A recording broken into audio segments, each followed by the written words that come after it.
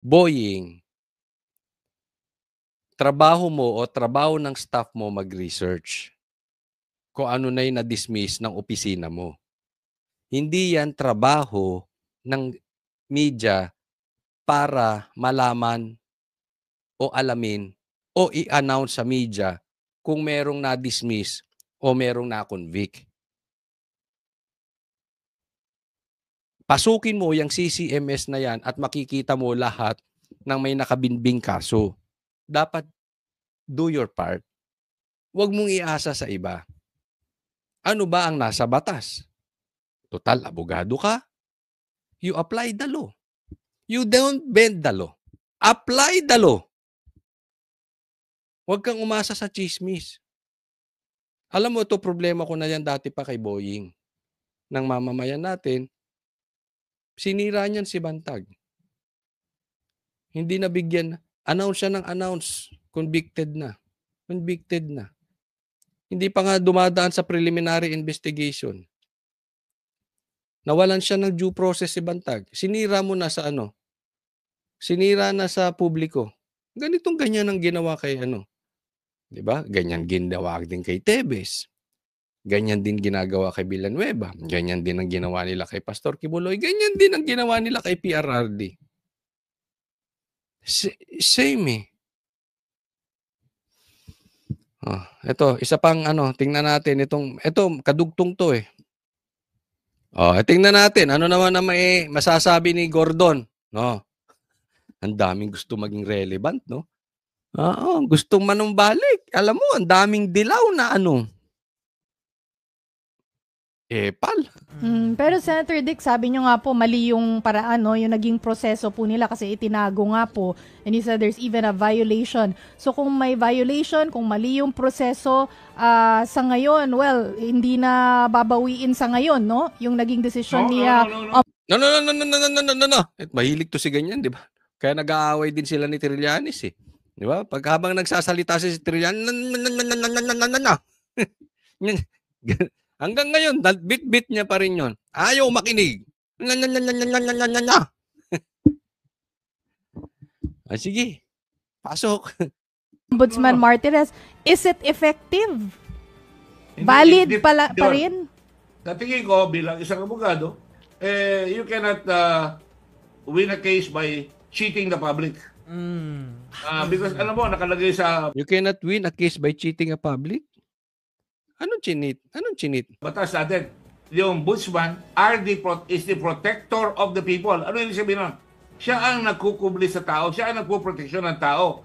Anong na-violate doon nung ombudsman? Nung ombudsman dati, anong na-violate? Ba't mo itatago yung kaso?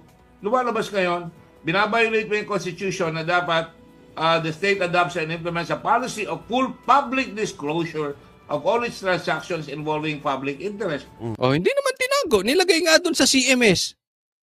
Bobo. Hindi ko sinasabi siya bobo. Bobo yung ganyang pangatwiran. Hindi. Uulitin ko yung sinabi ko. Hindi obligasyon ng ombudsman magpa-press con. I-announce sa Facebook, ay! Villanueva dismiss. Announcement. Merong official na nilalagay doon. Sabi mo nga, as far as you know, because you are a lawyer. So you are a lawyer, hindi mo alam na wala sa batas na hindi kailangan i-announce sa Facebook, sa Twitter, yung desisyon? Ang tanong, ano yung nasa batas? Yung nasa batas ba, dapat ilagay sa CMS. Ang dapat mong tinitingnan, talaga bang nakalagay doon sa CMS? Yun ang itanong mo. Kasi hindi natin malalaman ano bang sinikreto at hindi sinikreto. Pag hindi ka nag-announce sa Twitter, sinikreto? Pag hindi ka nagpatawag ng press con, sinikreto? Pag tinago mo, di na nadaya mo ang tao, di ba? No. Mali ka doon. Sabi po ninyo, hindi valid? Yes, I think hindi valid yan. Dahil public na public. Yes, that's what you think. But what you think doesn't matter. Doesn't matter. In Ilocano, doesn't matter. Yung sinabi ni Justice Conchita Morales na dating ombudsman sa Justice sa Supreme Court. In the first place, hindi naman state secret yan eh. Pwede mo lang, yung condition na sinasabi ng batas, halimbawa, malalaman ng lahat kung saan nakatago yung mga bomba ng Pilipinas, kung saan nakatago yung mga secret weapons natin, hindi mo pwedeng i-disclose yun. Pero sa mga ganito, na may public interest that requires public scrutiny, na dapat mapag-aaralan ng tao, hindi mo pwedeng itago yan. Kung tinago mo yan, hindi mo pwedeng i-justify na tama yan kung mali ang pamaraan mo. So, sir, kung cheating... Ang lalim, no? Ang lalim na itong abogado na to. Idol! Hindi ako nanonood ako ng mga vloggers na abogado. Lalim? Ang lalim mga abogado, lalim.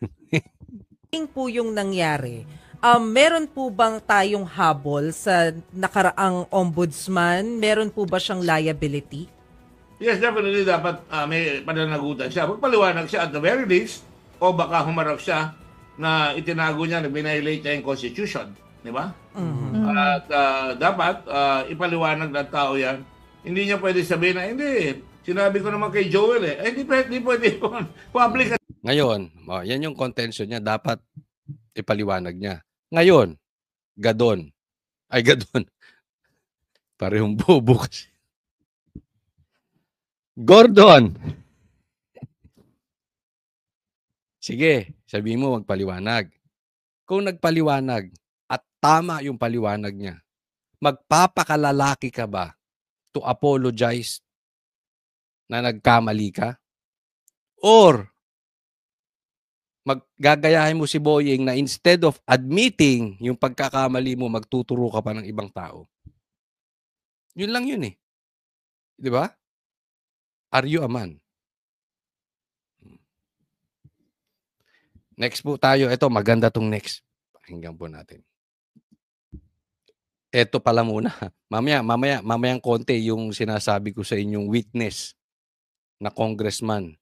Baka di umano'y nakonsensya kasabwat ng mga mastermind.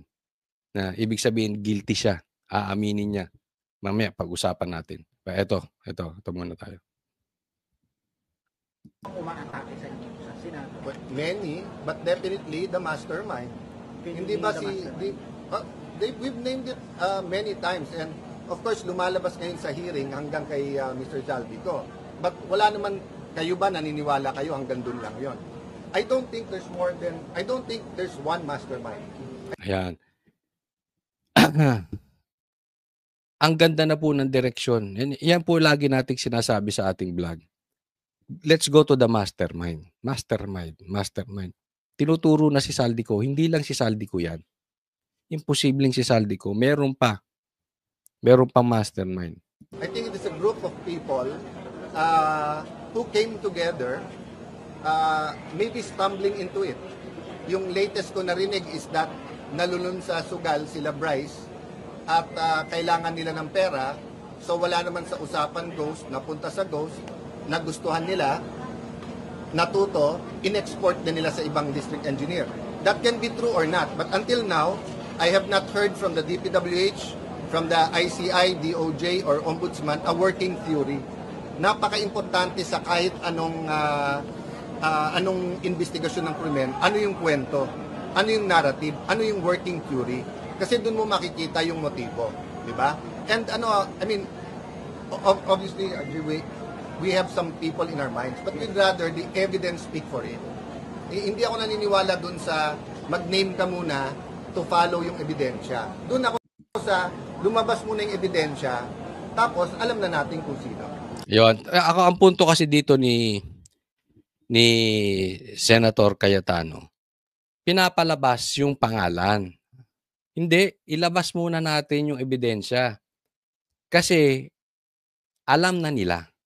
Kilala ni Cayetano sino yung mastermind. Alam naman natin eh. Di ba? It's very obvious. It's kung kain suka ka lang that you are in denial, we all know kung sino talaga yung magnanakaw dito. Alam natin yung mastermind. Ang pinapalabas dito, labas muna yung ebidensya, libas. Hindi natin kailangan pangalanan. Ilabas muna yung ebidensya, then saka natin pangalanan because the evidence will speak for itself. Ang problema kaya gusto nilang pangalanan, kasi pag nagturo sila, halimbawa pinangalanan na nila, haharasin. Halimbawa pinangalanan na ni Cayetano na ang talagang mastermind ay si Bongbong. Haharasin na to. Hindi na mapapalabas lahat ng ebidensya. Maganda ilabas na muna lahat. And then the evidence will point to the person. Hindi mahaharas ngayon si Cayetano. Di ba? Hindi siya ay, ganyan. Sinisiraan mo lang ang presidente, Hindi. Hindi nila ngayon, hindi nila pwedeng bakbakan yung ebidensya kasi yun yung ebidensya. Hindi naman sila tinuturo, magmumukhang guilty. Ito sila Bongbong. This is just an example, okay? Hindi ko sinasabing si Bongbong. Nakakuha nyo? So maganda, lumabas lahat ng ebidensya. Ang gagawin nung mastermind, pipigilin niyan lumabas yung ebidensya. At ipalalabas na yung pangalan para they can react. Tama yung strategy ni Cayetano eh. Diba? So all throughout, yung kay President Erap, kay President GMA, yung yung mga investigasyon in the past, diba?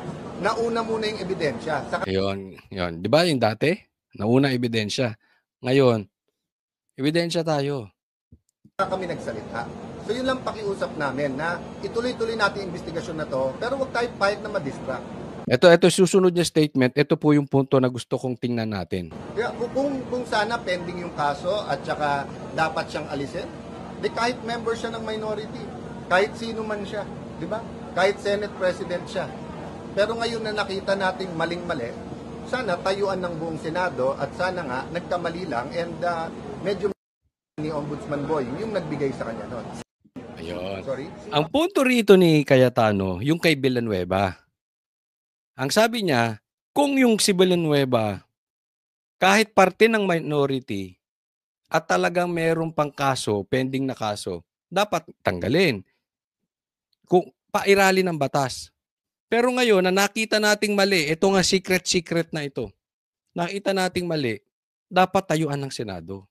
Dito natin malalaman kung itong Senado ay tatayuan ang kapwa senador na tama naman, maninindigan, or magpapagamit, magpapatuta. Kasi yan po sabi alam ng Senado na na-dismiss na yung kaso. Alam nila. So, na-hot seat ang Senado rito. Makikita natin ang karakter ng Senado. Makikita natin, talaga bang maninindigan ng Senado? Or tuta na ang Senado? Hindi na pwedeng gitna eh. Kasi di umano, alam ng senador, dismiss na. Di ba? So dapat, manindigan ng Senado, hindi, alam namin yan. Hindi yan secret. Dismiss yan. Alam nga ng Senate President yan before eh. Maninindigan ba? Then, choices. Decision. Yan po ang Senado ngayon. They have to make a decision. They cannot go in the middle. At yung sabi niya, pati si Boying. Si Boying, obviously, nag-decide na siya that he will protect his image instead of being a man, acknowledging yung pagkakamali niya. But yung Senate, alam nila yun eh. Diba? Dapat manindigan sila.